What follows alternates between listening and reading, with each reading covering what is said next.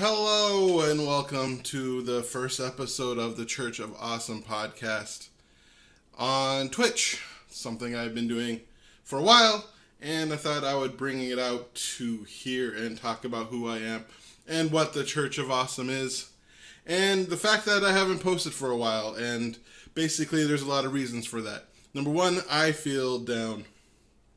The coronavirus, COVID-19, has taken a lot of wind out of my sails dealing with the issues of life, as it may. Basically speaking, I've lost my mojo. Many times in my life, I've been told that I am special, that there's something about me, the way I talk to people, the way I can electrify a room and help people, and I've seen that throughout my life. But COVID-19 kind of took that away from me, took that special feeling that I had in my heart. And it showed up in many ways in my life. You could see it. I'm wearing a Batman t-shirt because, basically speaking, none of my new clothes, my good clothes, my button-up shirts feel good to me to wear right now. To put that on would be constricting and hold me back from even doing this. I actually worry because I have never been this out of shape in my life. I actually have a chair right here to see if I can stand. My goal is to get up here and talk for 40 minutes, which is a long time, by the way. Already in my mind, I am doubting if I could do that. My spiritual self has taken such a hit. I used to believe in the oneness of the universe and feel it on a daily basis, going to meditation and all those fun things, and all of a sudden that has been lost to me. I've always been kind of agnostic, but I still believed and felt that magic, but that has been lost to me. And my mind, I used to be okay with my mind. In fact, I was going through some trauma not too long ago, and I was on the way back trying to figure things out, working on my mind and really stepping into that, but I haven't been able to shut my mind off lately. And that's been hard. It's been very hard. So I'm doing this new series of getting my mojo back. The Church of Awesome reboot is what I decided to call it this morning. To best get back to who I am, to who I believe to be. To create a community of people who want to live their best lives, and we can do our best to support each other. I mean, that's all I want the Church of Awesome to be, a positive cult, if you will, with none of the baggage that comes with that word, but just a community of people who can get together. I remember having the vision of the Church of Awesome. See, everyone experiences magic, the universe, in their own way. The way I do it is through collectiveness. I can get into a group of people and just feel the energy of that group of people. Feel the wonders, the joy, the love in their hearts, and sing. And when that does, it's almost like I get downloads from the universe. And I'm not saying they are downloads for the universe. They could just be ideas that come into my head, but they feel so good. They feel so real. Every aspect of them up is just how I feel. And then I had the idea of creating a community, the Church of Awesome. A church where we come together to live our best lives. Because community is part of the human experience. Community is something that's very important. It's important in my life. And this world that we live in is devoid of community. Devoid of the things that we need. Human beings are social creatures. We are meant to be with people. And this world that we live in is created to segregate and isolate us from each other. We're supposed to live in these communities of people hunting and gathering. That's just how we evolved. We're not meant to just live the rat race, come home to home alone and eating a lonely man dinner. That's not what we're meant to be. That's not when we're in our true joy. That's not when I'm in my true joy. And I know there's introverts out there. But still, even if you're just back alone reading, and there's someone else reading, and there's someone else reading, there's a joy to that collective experience of just being there with people doing what we love. And that's gone. And that's what I want the Churches of Awesome to be when I got that download of creating this. this idea of creating a community and doing what I love. There's nothing I love more than getting in front of a group of people and just loving on them and feeling that energy come back. This is my happy place. My happy place is that I'm a Toastmaster, and there's just nothing feels better of just getting up there and giving that good speech, that amazing speech that touches somebody. When you're in that zone, I've missed the zone. I haven't been in that zone for so long. Church of Awesome has been a wonderful thing in my idea. Or at least I hoped it will be. It doesn't matter. It doesn't matter. See, I haven't posted a Church of Awesome podcast since August. It's been almost an entire year. An entire year of me not living my awesome self.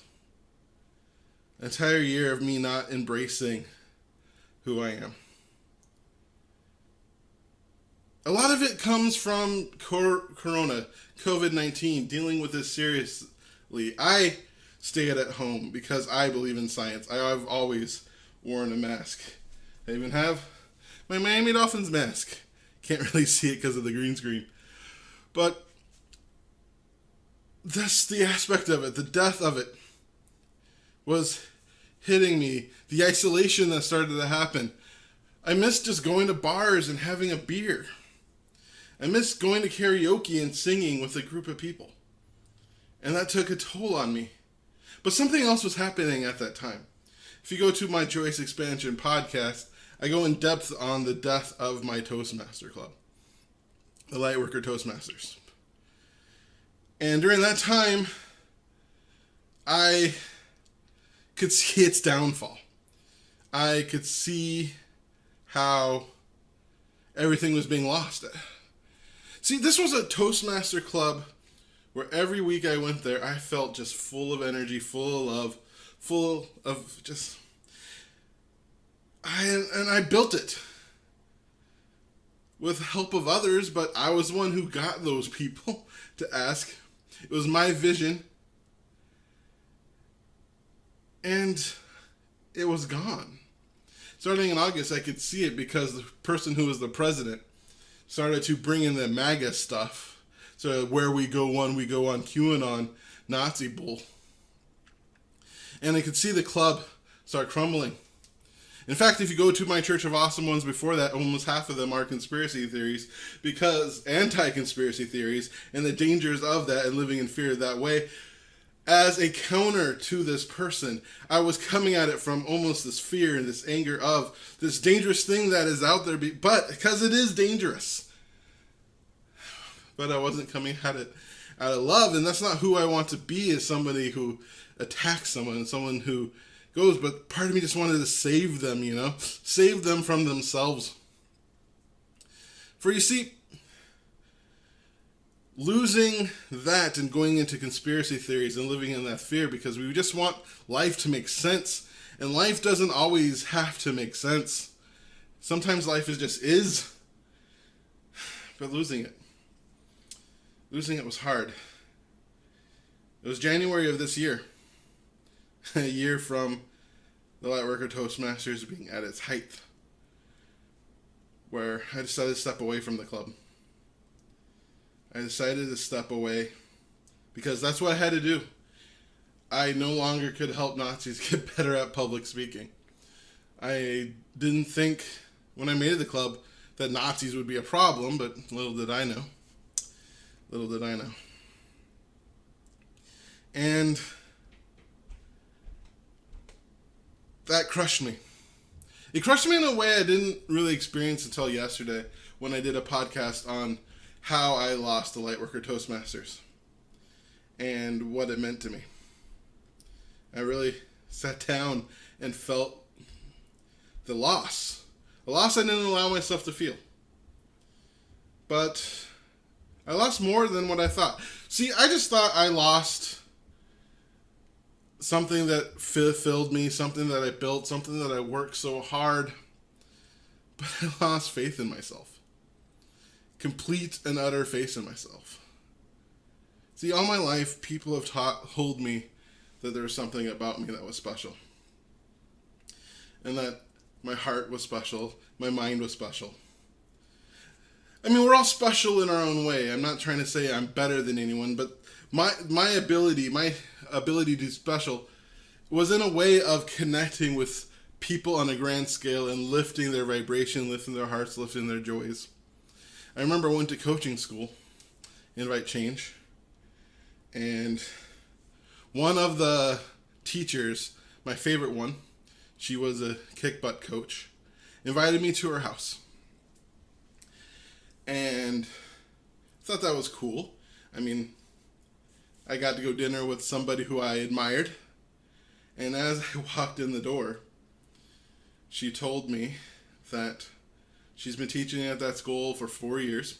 We just did one class together. It was called Living Your Vision. It's where we tap into ourselves and figure out our vision, what we want to be, who we want to be, how we want to live.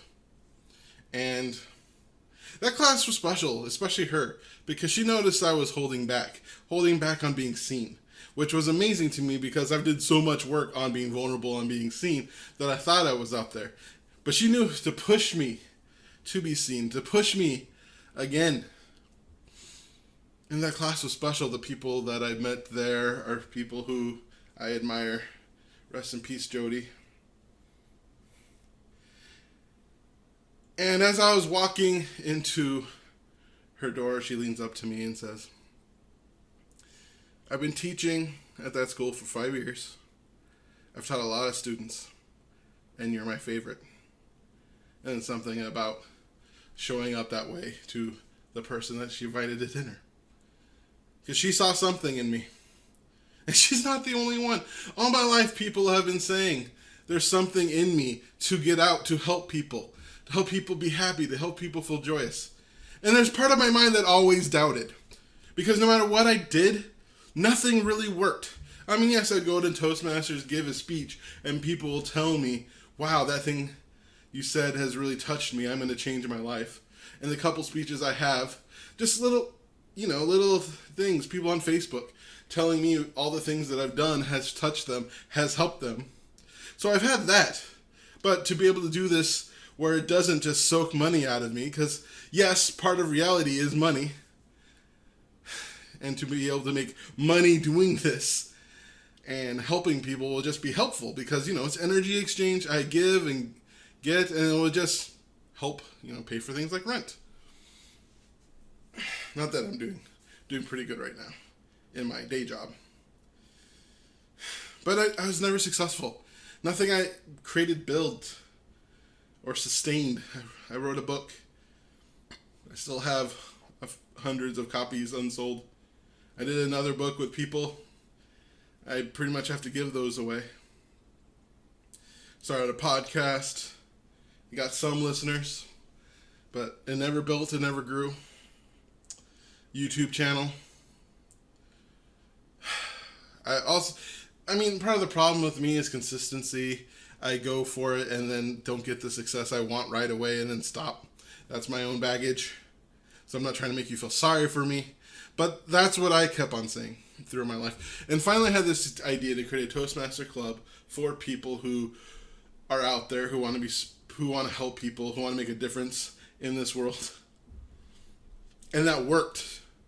And it worked spectacularly. It was one of the best things I've ever done in my life. The people who were attracted to it, the people who showed up, the people who every week people would thank me for creating that club. Everybody.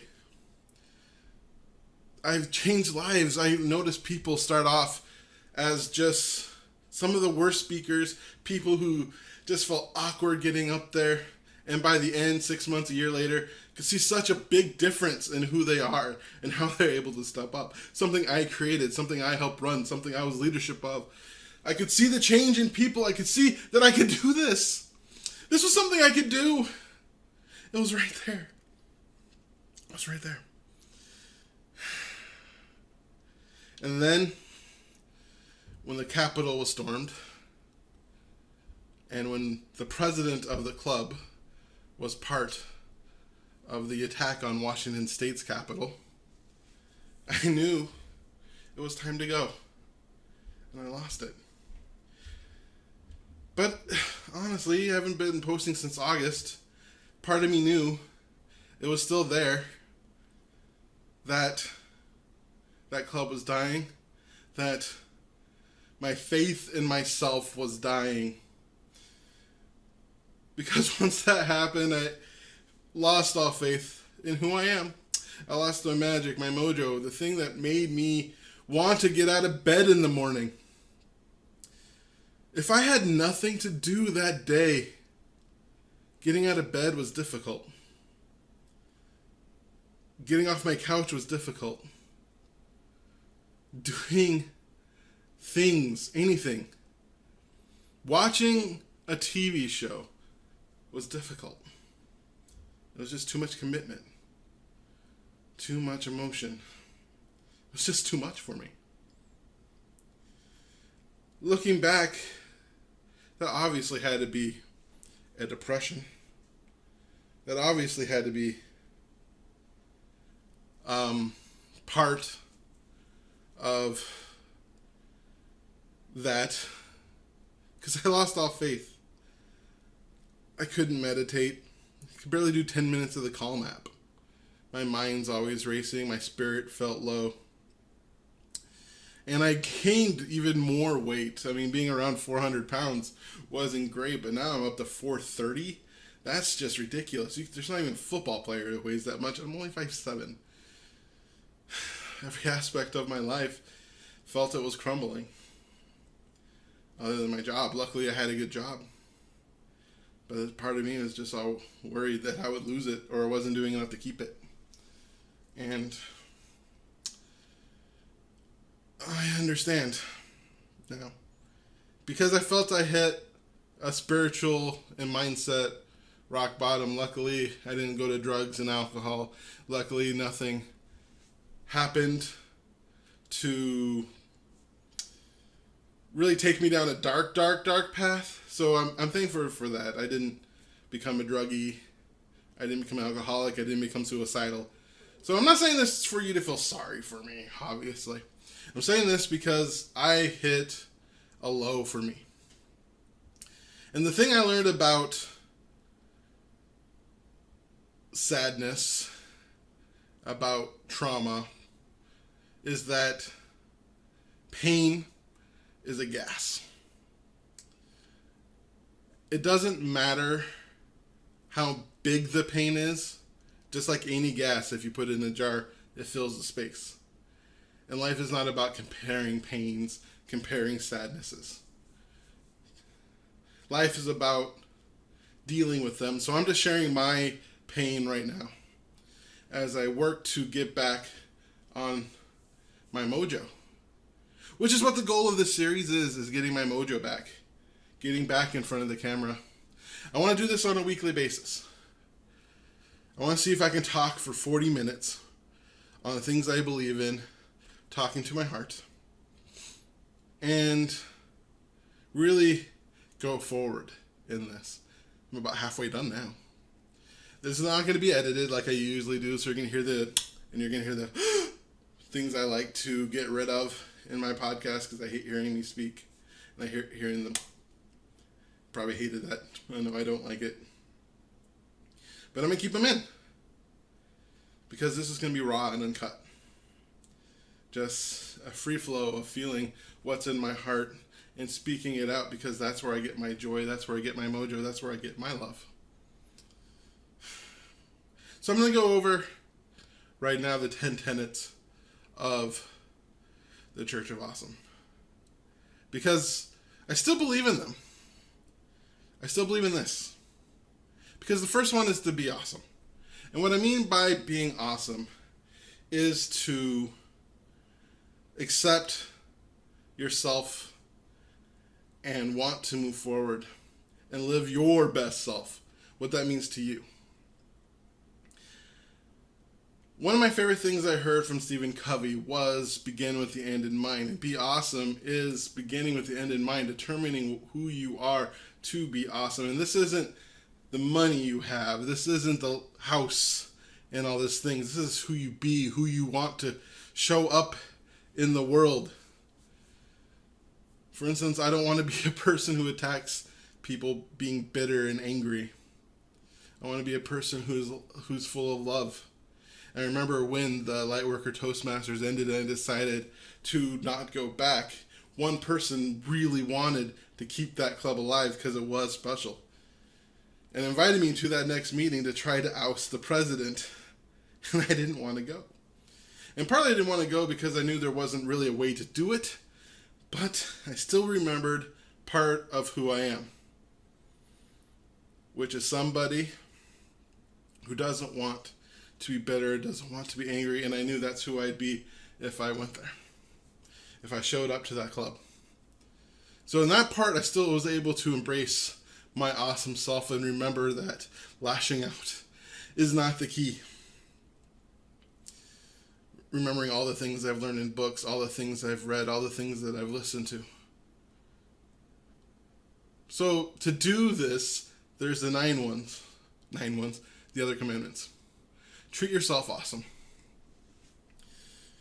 This is where you work on yourself, your emotional self, and your spiritual self, and also your mind self, all aspects of self. It all starts here. I mean, yes, the outside world can lift you up. The idea that the world and you need to fix everything inside before outside you can feel any joy is part of the toxic aspect of self-development and personal development.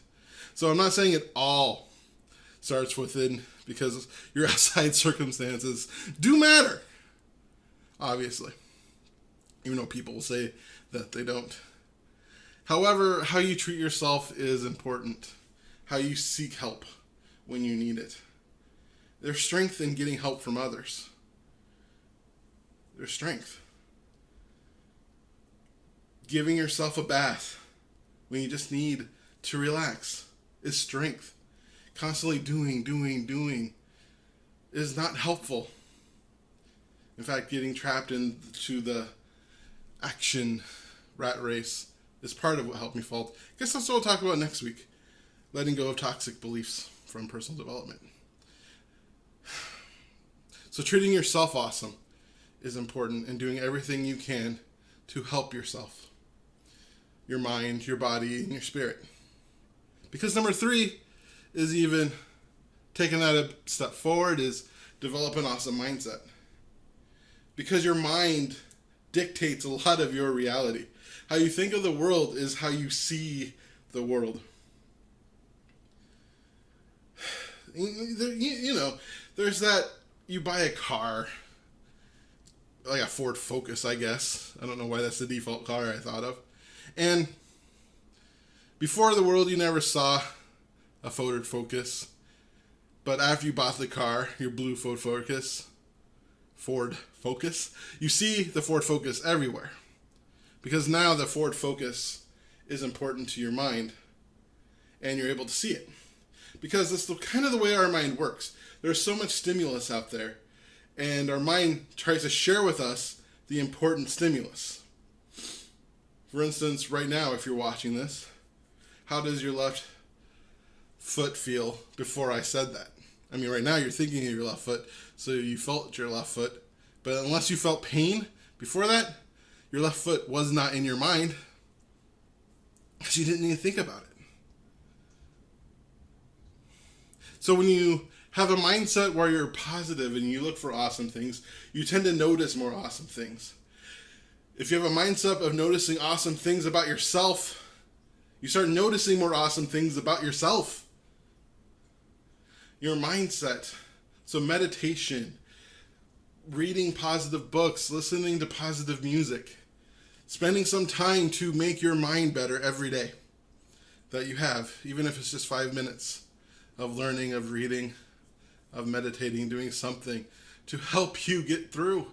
Even if it is going to a therapist and getting anti-anxiety drugs that you need to help you with your mind. Because it all starts with here. It all starts with here. But the others make sense too. You need to treat others awesome. Which is missing a lot in the world today, especially with people who don't want to wear masks. Because that doesn't treat other people awesome, does it? Giving them potential sickness for a deadly disease. But how you treat others means something. And no, I don't mean something along the lines of letting people dog on you and being super positive. But how you treat others is important. Like how you treat the wait staff who's having a bad day, how you treating a retail employee, how you treat your family, how you treat your friends, how you treat the people close to you is important.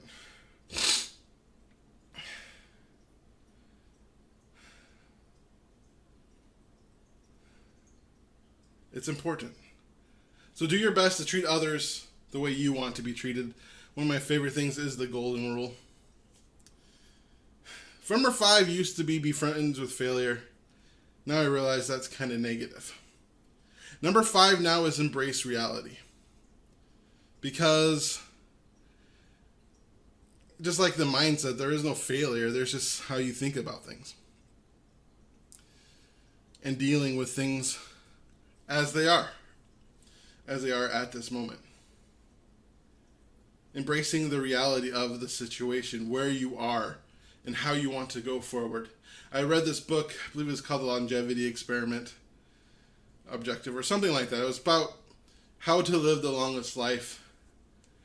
And number 1 was people who are realistic and optimists. That's what I got out of the book. If you're optimist and realistic of the situation. So for like myself, thinking the fact that I'm 430 pounds, it's time to embrace that reality of being 430 pounds. I can look at the past and think of all the times I've failed, but those are just learning experiences of what worked and what didn't work. And now it's time to go forward and embrace the reality of my situation. That yes, our diet culture is very toxic, and the idea of losing weight can be dangerous. But at the same time, I can still go for walks. I can still eat healthier. Those are things that, in reality, will help my body as well as help my mind and spirit, make me healthier. Losing weight is a byproduct. Plus, just losing some of this pounds would help my knees, would help my hips. It'll help my body feel so much better. I don't have to feel this much pain that I do. Aging also has a part of that. But embracing the reality of the situation, embracing where you are and where you need to go, and being honest with yourself about the current situation. And of course, number 6, I say of course, is important because embracing emotions. Emotions are the emotion in life, and we want to create, the Course in Miracles teaches there's like 2 emotions, fear and love, but the question is that really true? All emotions have their reason. All emotions are valid. Staying in that negative mindset and negative emotion. So embracing your emotions. Anger is a desire to change. Fear is preventing you from being hurt. And all emotions have a validity towards them. All of them have some importance. So embracing the emotions. 7 used to be vulnerability is strength, which is part of it, but I decided to change it to live with love, and live with love from the heart. Because living from love is vulnerable. Opening your heart is vulnerable. And let's work on doing your best to do that. Yes, we have barriers towards our heart, and those are fine because they're there to protect you. Nothing that I talk about is about not dealing with trauma or protecting yourself from your past trauma. I think too much of personal development is not recognizing the fact that trauma exists and that it's important to deal with trauma and to ignore trauma. I never want to do that. That's not a part of the Church of Awesome. The Church of Awesome is not trying to sugarcoat life. But at the same time, I should say because no one wants a butt in your face. At the same time is about living with your heart full of love and being vulnerable to the right people, of course, to the right situations, and definitely to yourself. Because loving yourself and living with love and just embracing the reality, see, everything kind of builds on each other, and truly living with love, truly living from your heart is important. I stood for 30 minutes. That's actually pretty good. It's actually pretty good for me at this point in time. Sweating like a horse. But living for love is important. And number 8 is giving and receiving. I put this important because it is important to give. It's important to give yourself out there, give your strengths, give your loves, give your talent to the world and share it. But it's also important to receive positive feedback, receive love, receive compliments. In my life, just receiving compliments and just saying thank you when people say nice things to me changed my life. Giving and receiving, that flow of energy, is important to all your relationships, your relationship to yourself, your relationship with others. It's important to give and receive. They're both, well, even though he's problematic, I always like the idea of harmonic wealth from James Arthur Ray, because he talks about this idea that, not everything in your life is going to have equal importance, and it's impossible to balance everything. So sometimes in life you're going to be doing one thing more than the other, but you kind of always want to go back. Maybe the other thing now is bigger than the other. And that's how I like to think of giving and receiving. Sometimes you're going to have to give more than you receive, especially if you're a parent. You're going to give to your kids more than you receive from your kids. That's just life. But on those moments, you need to learn how to receive so that you can partly fill your cup. And number 9 is take responsibility. I'm going to keep that because I think that's important, because all these things are your responsibility. I still remember the day I discovered that I'm responsible for my life. I used to spend my entire life blaming other people for all my problems, especially my mom. I blamed her. And it was the movie Kingpin that just launched me out of it. Just remember that day of watching that movie and seeing how... Actually, the first time I watched that movie, I just thought it was funny. It wasn't until I talked to my friend Nathan Downey, who said the thing I like seeing that movie is the fact that I took responsibility for my life. And, yeah. Taking responsibility for my life and hearing him say that was mind-blowing to me, because I thought he was an idiot. I thought it was the dumbest thing I ever heard. And then I watched that movie again and I saw it. I was 21 at the time, I believe, 20. And I asked myself, what if I'm responsible for my life? And all of a sudden it clicked. It was like a big, just blew my mind, the thought of taking responsibility for my life. And it took like 6 years to fully embrace it, because I was 26 when I decided to really take responsibility and work on changing me. And the ability of taking 100% responsibility, it's like with Viktor Frankl, his book Man's Search for Meaning is almost all about that. Between stimulus and response, there is space. In that space, there is choice, and within that choice lies freedom, and that choice between stimulus and response is your responsibility. What happens in the outside world will always happen. That's just the reality of the situation, but you are responsible for your reaction to it. And it's fine if you react bad. This is not a part of the Church of Awesome is to make you feel bad, is to make you feel guilty for reacting poorly, but it's to take responsibility for that reaction so that you could do the work to do better next time. Unless you're fine with your reaction, and that's the way you want to live, because that's part of the first part, is knowing who you want to be and how you want to show up in the world. I'm not here to tell you how to live. I'm just here to help you be the best you that you can be. So taking responsibility allows you to be the best you that you can be. How you react to that situation. And it's not about being perfect all the time about taking responsibility. It's about recognizing the patterns in your life and then doing what you need to change them. If it is listening to books, if it is finding the right therapist to help you, if it is meditation and mindset tricks, if it is taking drugs to help your mind. I always say everything I teach is a placebo because I don't want to say it's a panacea, the cure-all, end-all. If you want to meet someone who wants to ruin your life, they'll tell you that they're the ones who can fix it, and they're the best ones, or they're the only ones. That's how you know you're talking to a person who can scam, unless they're a surgeon and they're the best surgeon or something along those lines. And they're the best heart surgeon. Like, I can fix your heart because I'm the best at this physical thing, and you can see it. But when it comes to your mindset, your spirituality, and everything, if a school, if anything, is saying that it is the best and it's the only way, obviously it's a scam. Obviously they just want to take all your money.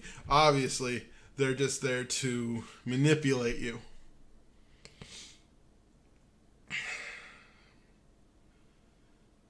Obviously.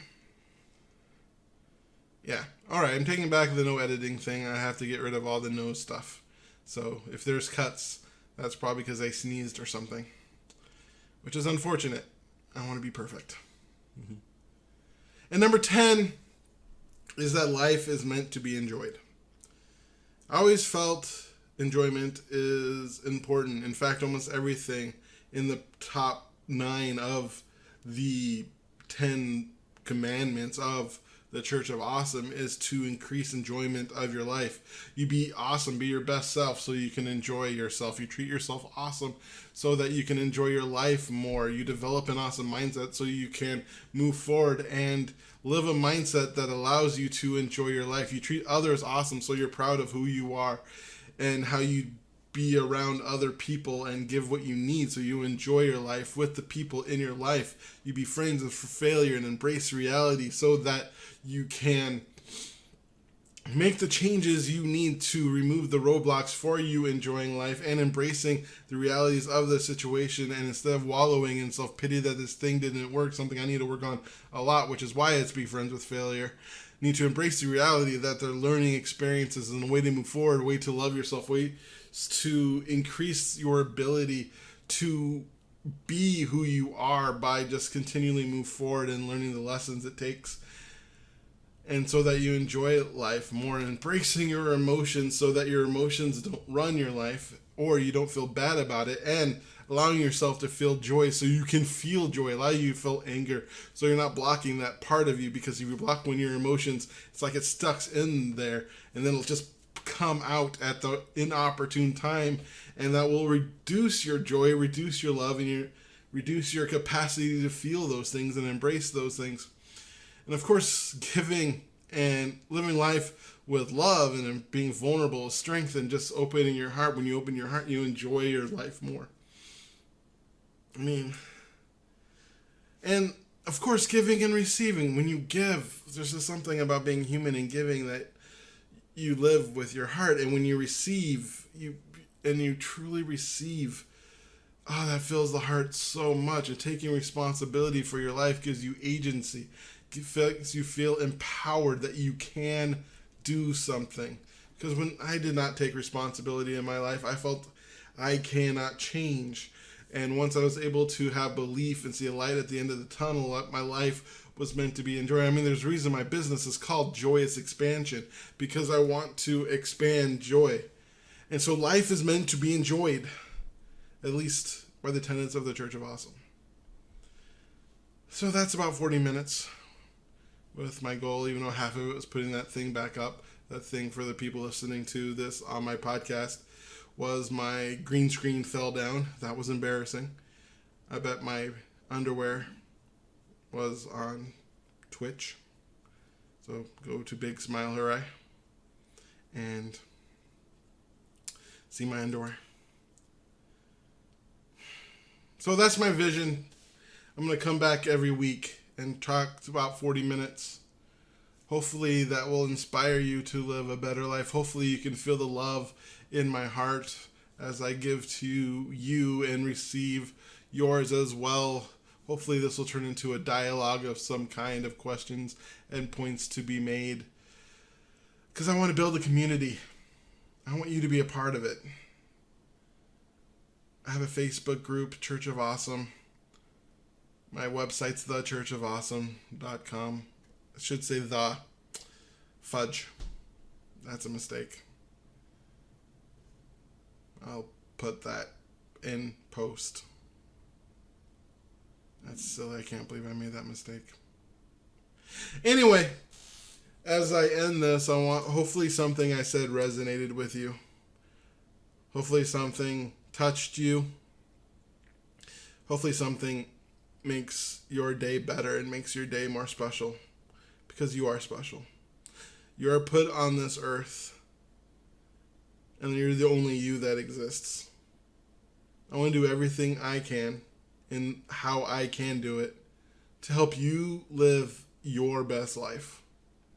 That is my dedication with the Church of Awesome, to help you live your best life. Because that's important to me. It's important to me to live my best life.